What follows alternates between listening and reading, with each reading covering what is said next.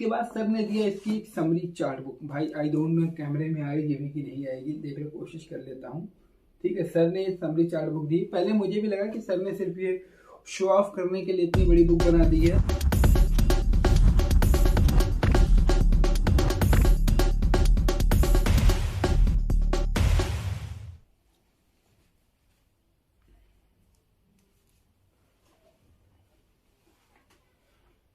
जी हाँ दोस्तों, मैं शुभम तिवारी आप सभी का स्वागत करता हूं आपके अपने चैनल सूनर सीएस पर। और आज मैं अपना सीए फाइनल नवंबर 26 के लिए ऑडिट फैकल्टी का रिव्यू देने वाला हूं। और इस वीडियो में आपको बताने वाला हूं कि मैंने किस फैकल्टी से क्लास ली थी, उनका प्राइस क्या था, मैंने फास्ट ट्रैक ली थी या रेगुलर ली थी, उन्होंने क्लास को ओवरऑल कितने घंटे की क्लास थी, पर घंटे कितने, पर आवर जो कितने घंटे की क्लास थी, साथ ही साथ कितने लेक्चर्स थे, वो क्लास में कितनी नोटिंग करवाते हैं, कौन कौन से नोट्स देते हैं, एमसीक्यू देते हैं या नहीं देते हैं, सारी चीज़ें डिटेल में बताने वाला हूँ। पर इससे पहले अगर आप चैनल पर नए हो तो चैनल को सब्सक्राइब कर दो, वीडियो को लाइक कर दो और ऐसी बेहतरीन वीडियोस की नोटिफिकेशन पाने के लिए बेल आइकन को दबाना बिल्कुल ना भूलें। आई होप आपने बेल आइकन को दबा दिया है, चैनल को सब्सक्राइब कर लिया है और वीडियो को लाइक कर दिया है। तो चलिए शुरू करते हैं। तो सबसे पहले मैं बता दूं कि मैंने अपने सीए इंटर की ऑडिट फैकल्टी के लिए सुना था the only one CA Ankit Oberoi sir को। तो सबसे पहले किसी भी टीचर को जो मैंने चूज़ किया है, आपको जानना चाहिए कि मैंने उस टीचर को ही चूज़ क्यों किया है। क्योंकि ज़रूरी नहीं, मैं आपको एक चीज़ पहले बता दूं कि कोई भी टीचर खराब नहीं पढ़ाता है, ये ऐसा मेरा मानना है। और हर बच्चा हर टीचर से समझ जाए ऐसा पॉसिबल भी नहीं है। तो सबसे पहले आपको समझना होगा कि मैंने इनको क्यों चूज़ किया था। छोटा ज़्यादा शॉर्ट में बताऊंगा, उसके बाद मैं स्टार्ट करूंगा क्लास रिव्यू के बारे में। सबसे पहली चीज़ कि मैंने सर से सीए इंटर में ऑडिट पढ़ी थी।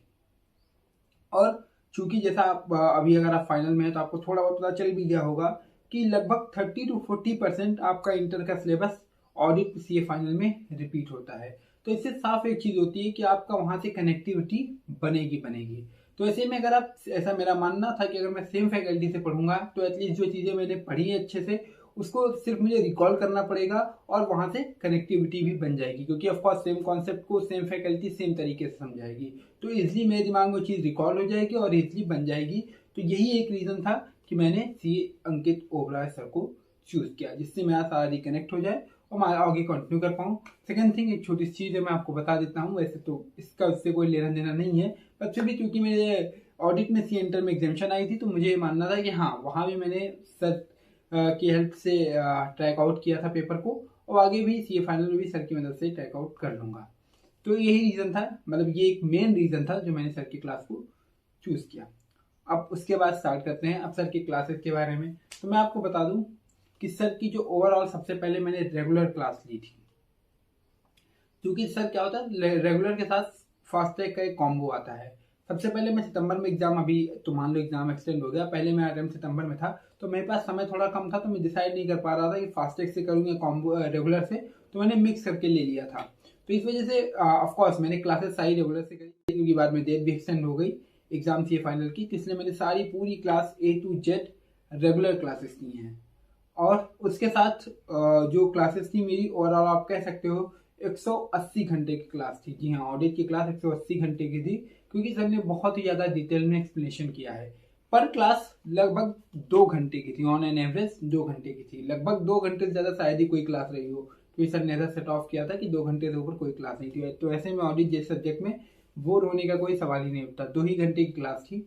उसके बाद अगर बात करूँ सर ने कवर क्या किया, तो सर ने, मैं आपको बता दूं, सर ने लगभग 90% चैप्टर जो है वो सर ने ICI मॉड्यूल से, जो सर के खुद की सेल्फ मॉड्यूल है, उससे रीडिंग करके पढ़ाया था। साथ ही साथ सर ने नोट्स भी बनवाए थे, हैंड रिटन नोट्स। जो चैप्टर्स ऐसे थे जिनकी हैंड रिटन नोट्स की जरूरत नहीं थी, उसको सर ने सर का जो समरी नोट्स है डोमिनेटर, उससे उन्होंने पढ़ा दिया था, इसलिए उसके नोट्स उन्होंने नहीं बनवाए थे।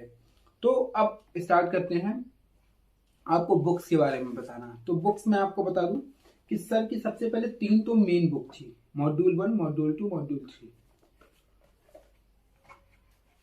ये देखिए, ये मॉड्यूल 1 है। जिन्होंने इंटर में किया होगा तो उन्होंने जो ऐसे सर की जो ऐसे चलता थी, सेम कॉन्सेप्ट पे सर का मॉड्यूल 1 की बुक है। इसे सर द एनालाइजर कहते हैं। ये मॉड्यूल 1 हो गया।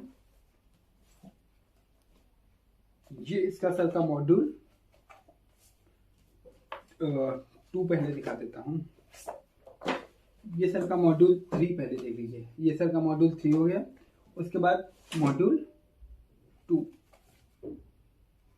अब आप, मैं समझ रहा हूँ आप अंदर से भी देखना चाहते हैं तो फिर पैसे में दिखा देता हूँ। अगर आप इंटर में पढ़े तो सर की मेन बुक थी, बिल्कुल सेम उसी कॉन्सेप्ट पे है, आप ऐसे देख सकते हैं। आई होप आपको क्लियर होगा, ठीक है। उसके बाद में ये तो हो गई 3 मेन बुक।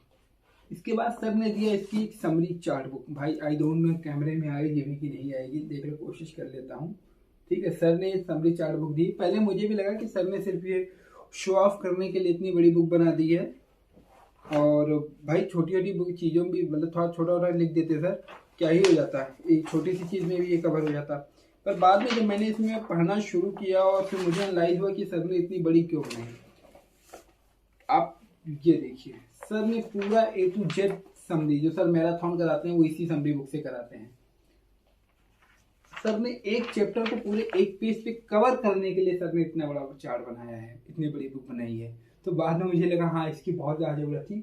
और साथ ही साथ आप देख सकते हैं स्पेसेस भी हैं, तो ऐसे में अगर मुझे कुछ खुद का भी नोट करना रहता है तो वो भी मैं अपनी तरफ से अलग से भी नोट कर सकता हूँ। तो इस हिसाब से बुक बहुत ही ज़्यादा बेहतरीन है, मतलब रामबाण साबित होने वाली है लास्ट टाइम डिवीजन के लिए, सेकेंड या थर्ड डिवीजन के लिए, ठीक है।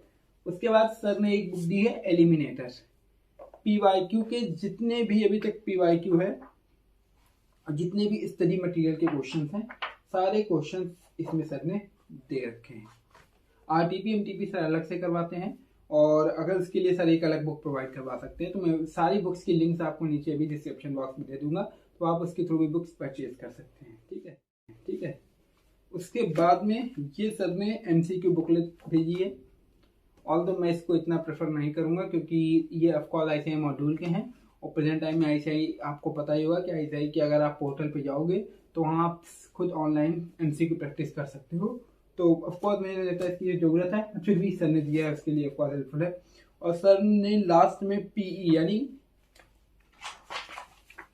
प्रोफेशनल एथिक्स के लिए सर ने ये अलग से नोट्स दिए हैं। उसका रीजन ये है कि जो हमारी जो डोमिनेटर थी उसमें ये नोट्स नहीं है, इसको सर ने अलग से दिए क्योंकि इसका ऑलरेडी एग्जाम में कवरेज 15 से 20 मार्क्स का होता है। तो ये हो गई आपकी बुक्स वाली बात।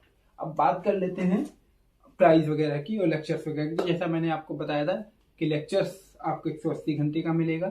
सर की जो प्राइस थी combo plus regular plus fast track का मैंने कॉम्बो लिया था, इसलिए मुझे 10,000 रुपीज़ का पड़ा था, ठीक है। उसके बाद अब बात करते हैं कि सर पढ़ाते कैसे, कॉन्सेप्ट समझ में आता है कि नहीं आता है। तो भाई अगर आप इंटर में पढ़े हो तो मुझे नहीं लगता मुझे फाइनल में सर के बारे में कोई भी रिव्यू देने की जरूरत है, ठीक है। फिर भी अगर आप नहीं पढ़े हो तो मैं आपको बताऊं, सबसे पहले सर क्या कराते हैं, सर कॉन्सेप्चुअल देते हैं A to Z। तो ऐसे में अगर आप थोड़ा समराइज वाले पर्सन हो तो हो सकता है शायद आपको पसंद ना आए, क्योंकि सर जो जिस चीज़ को उठाते हैं उसकी डेप्थ तक लेके जाते हैं। उसका एक थोड़ा सा आपको नुकसान ये लग सकता है कि हम इतना अननेसेसरी क्यों पढ़ रहे हैं। फायदा ये हो जाता है कि जब आप उन चीज़ों को कनेक्ट करते हो, जैसे मैंने 10 तक पढ़ा है तो आपको 2 चीज़ें तो याद ही रह जाती है। आपने एक कहावत सुनी होगी कि पहले आप समंदर जितना सिलेबस और बाल्टी जितना भरा, मग जितना हाथ में आया, गिलास जितना लिखा, वही वाला सीन है। तो अगर आप इतना पढ़ोगे तो बाय डिफॉल्ट इतना तो याद ही रहेगा। तो यही एक रीज़न है कि सर बहुत ज़्यादा डेप्थ में पढ़ाते हैं। याद करवाने के मामले में तो सर A to Z बहुत ही बेहतरीन तरीके से याद करवाते हैं। जैसा कि मैंने आपको बताया था कि मेरे इंटर में एग्जामिनेशन आई थी तो इसी वजह से आई थी, वो भी ऑडिट जैसे सब्जेक्ट में, जिसको लोग one of the toughest subject बताते हैं। तो भाई मेरे हिसाब से बेहतरीन लेक्चर्स हैं। अगर आप डेप्थ कॉन्सेप्ट क्लियरिटी के साथ समझना चाहते हो, चीज़ों को रिवाइज करना चाहते हो, लर्न करना चाहते हो, और सबसे मेन चीज़ जो मुझे बहुत अच्छी लगती है कि सर एकदम एग्जाम ओरिएंटेड भी पढ़ाते हैं। मतलब पढ़ाने के बाद सर क्लास में जितना भी PYQ, जो भी मैंने आपको बुक दिखाई थी, आई थिंक उसका नाम था एलिमिनेटर, उसमें जितने भी क्वेश्चन है सर सारे क्वेश्चन क्लास में 1 बाय 1 करके रीडिंग का, मतलब रीडिंग इन द सेंस कि समझाते हैं कि कैसे जवाब, आप कैसे आपको आंसर लिखना है। मतलब हाँ ऑफकोर्स हाथ से लिख के नहीं, पर आंसर राइटिंग प्रैक्टिस आप कह सकते हैं एक तरीके की। वो आंसर राइटिंग को भी समझाते हैं कि ICI को क्या चाहिए तो आपको कैसे जवाब लिखना है। तो भाई मेरे हिसाब से मैंने पूरी क्लास कर ली है और मुझे बहुत ही ज़्यादा बेहतरीन लगी है। तो ऐसे में अगर आपने सर की क्लास को कर लिया है तो आप नीचे कमेंट बॉक्स में अपना भी फीडबैक दे सकते हैं, दूसरे बच्चों के लिए हेल्पफुल होने वाला है। अगर आप क्लास को परचेज करना चाहते हैं तो आप निश्चित रूप से क्लास को परचेज कर सकते हैं। ओनली 2 कंडीशन कि आप 10 में चीज़ों को समझना चाहते हैं और आप जो है वो एग्ज़ाम ओरिएंटेड नहीं बल्कि एक्चुअल जो प्रैक्टिकल ऑडिट को पढ़ना चाहते हैं और एग्ज़ाम में बाकायदा आपको मतलब ये नहीं आप डेप्थ में पढ़ रहे हो तो ऐसा नहीं आप एग्ज़ाम में लिख नहीं पाओगे, ऐसा कुछ भी नहीं है। वो भी सर करवाते हैं। पहले सर आपको डेप्थ में पढ़ा देंगे, फिर आपको ये भी बता देंगे कि हमें क्या एग्ज़ाम के लिए पर्पज़ के लिए क्या समझना है और कैसे समझना है। आई होप ये वीडियो आपके लिए हेल्पफुल है। फिर भी अगर मैं शायद कुछ बताना भूल गया हूँ तो आप नीचे कमेंट बॉक्स में पूछ सकते हैं। मैं आपको भरोसा दिलाता हूँ कि विद इन 10 से 15 मिनट के अंदर आपको आपके क्वेरी का जवाब मिल जाएगा। बाकी वीडियो में आखिर तक बने रहने के लिए बहुत बहुत धन्यवाद।